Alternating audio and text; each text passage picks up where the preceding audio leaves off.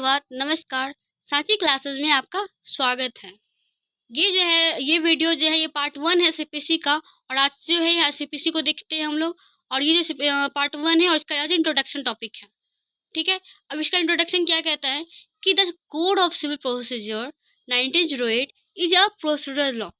ये जो सीपीसी है 1908 का, ये एक प्रोसीजर के बारे में बताता है और ये एक प्रोसीजरल लॉ है। क्योंकि जो हम लोग का टॉपिक आता है ऑब्जेक्टिव आता है तो उसमें क्या बोलते हैं कि CPC is a procedural law, adjective law, substantive law या नॉन ऑफ दीज या होता है तो उसमें क्या हो जाएगा, ये एक प्रोसीजरल लॉ है related to the administration of civil proceeding in India. ये जो सीपीसी है ये एक प्रक्रिया है, एक प्रोसीजरल है। और ये जो क्या किससे रिलेटेड है, ये जो है सिविल प्रोसीडिंग से रिलेटेड है, सिविल मैटर को देखता है और ये सिविल प्रक्रिया रहता है। ठीक है, और ये इंडिया में। और नेक्स्ट जो है the code is divided into 2 parts. ये जो कोड है इसको 2 पार्ट्स में डिवाइड किया गया है। फर्स्ट पार्ट क्या है तो सेक्शन है और सेकंड पार्ट है उसका शेड्यूल। फर्स्ट पार्ट उसका सेक्शन, ठीक है, और सेकंड पार्ट इसका शेड्यूल है। और शेड्यूल के अंदर जो है 51 ऑर्डर है और ऑर्डर के नीचे अंदर क्या है, रूल है। पहले तो है सीपीसी को हम लोग 2 भाग में बांटते हैं, डिवाइड करते हैं।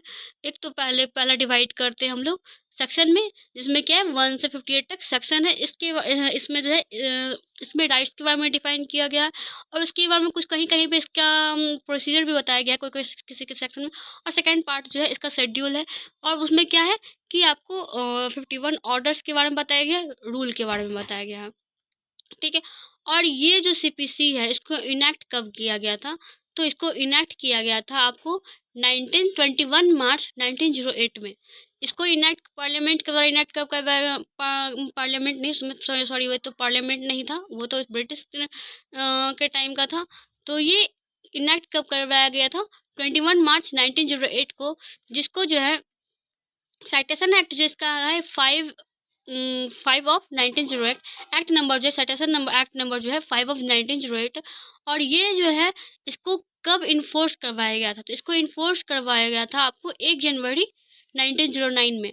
आप लोग याद रखें कि 1908 के 21 मार्च को इसको इनेक्ट करवाया गया था और 1 जनवरी 1909 को इसको इसको आप लोग को फोर्स में लगा था, इसको फोर्स यूज किया गया था स्टार्टिंग। ठीक है, अब सीपीसी बनाने के पीछे इसका ऑब्जेक्ट क्या, हमारा जो है हम जो है सीपीसी बनाने के इसका ऑब्जेक्ट क्या था, तो main object of CPC is to consolidate and amend the law relating to the procedure and practice follow in the civil code in India.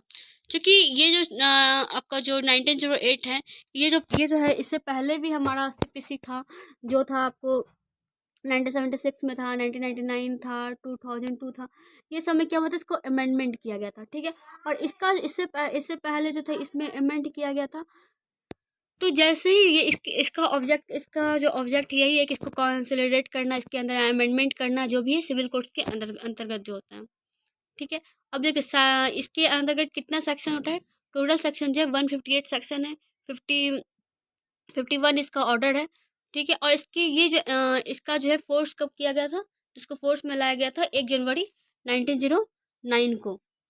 ठीक है, और अब देखिए इसका साइलेंट फीचर्स क्या है, salient features of this code and there are following features.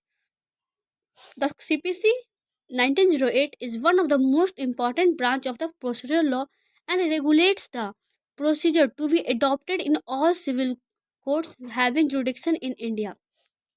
It came in to force from the 1 January 1909।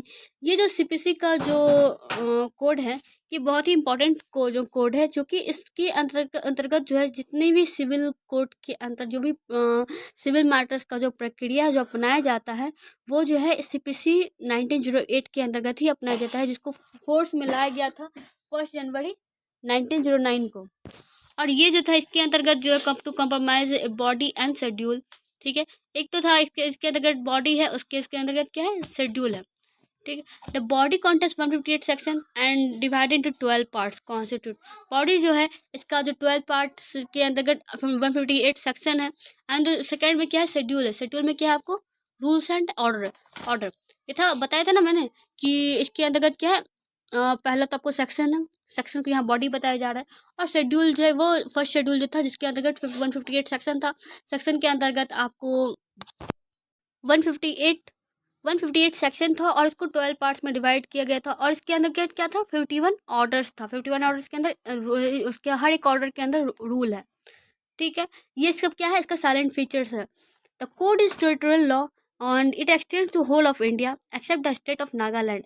और इस कोड को कहाँ कहाँ अप्लाई किया गया है, तो ये पूरे इंडिया में अप्लाई किया गया है, लेकिन नागालैंड के स्टेट को छोड़ के, ट्राइबल एरिया के स्टेट को छोड़ के। और इसके अंदर प्रोवाइडेड क्या किया, प्रोविजन क्या दिया गया, the state government concern may the notification the official gazette extended to the provision of the code any of them to the whole part of the state of Nagaland.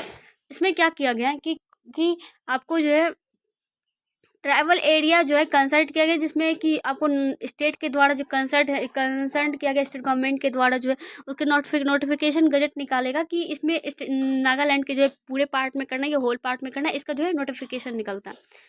ठीक है, उसका फर्स्ट क्या था कि ये जो है पूरे इंडिया, ये इम्पोर्टेंट कोड है। और ये जो है पूरे इसको कब लागू किया गया, इसके अंतर्गत क्या है, शेड्यूल है, ऑर्डर है, रूल है, कैसे है, सेक्शन है, क्या सेक्शन है, ये बताया गया। फिर इसको कहाँ कहाँ अप्लाई किया गया है, तो होल इंडिया में अप्लाई किया गया है, स्टेट में भी आपको नागालैंड के या ट्राइबल एरिया में नहीं अप्लाई किया गया अगर वहाँ की ऑफिशियल गजट की नोटिफिकेशन नहीं निकलता तो। और it is significant to note that code made the procedural in civil courts very simple in the enforcement of right, liability, obligation of the citizens।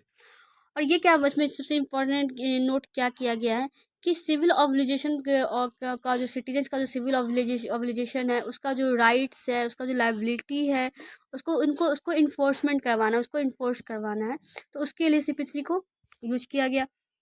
और अदर वर्ड्स में अगर कहा जाता है, अगर दूसरी भाषा में कहे तो the code provides mechanism for the enforcement of the substantive law. ये कोड जो है प्रोसीजरल लॉ का जो कोड है, इसको ये प्रोवाइड करता है कि सब्सटेंटिव लॉ का जो राइट है, उसको इन्फोर्स करवाना है, प्रोसीजर लॉ के द्वारा इसको इन्फोर्स करवाना है। The code is the general law applicable to the proceeding of all the civil courts without prejudice to the local or special law in force। और ये कोड जो जिनका जो जनरल एप्लीकेबल है, और ये पूरे सिविल कोर्ट्स में करना है, सुप्रीम सिविल कोर्ट्स में किया जाता है इसका अपना, और विदाउट प्रेजुडिस और लोकल और स्पेशल लॉ इन फोर्स।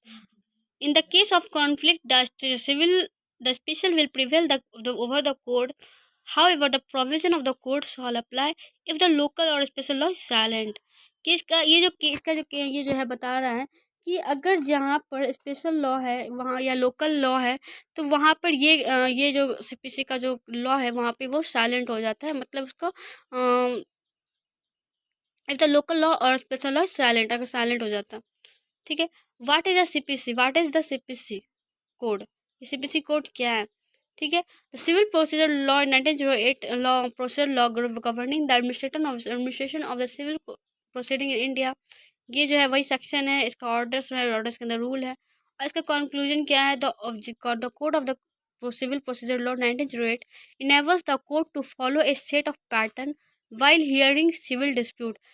इसका कंक्लूजन बस इतना ही निकलता है कि ये जो 1908 का जो कोड है, वो जो है आपको किसी भी से सिविल मतलब सिविल हियरिंग जो होता है, जिसके सिविल मैटर का जो डिस्प्यूट होता है, उसका जो हियरिंग होता है, उसका एक पैटर्न बताता है कि it provide a simple and transparent procedures to the civil code. The code of civil procedure is one of the important procedure law and it is one of the regulating to procedure to be followed in civil court in India. ये जो है ये जो CPC है, ये India के सारे civil court ये सारे कोर्ट्स में इसको अप्लाई किया जाता है। ये इसका इम्पोर्टेंट प्रोसीजर लॉ है। Thank you.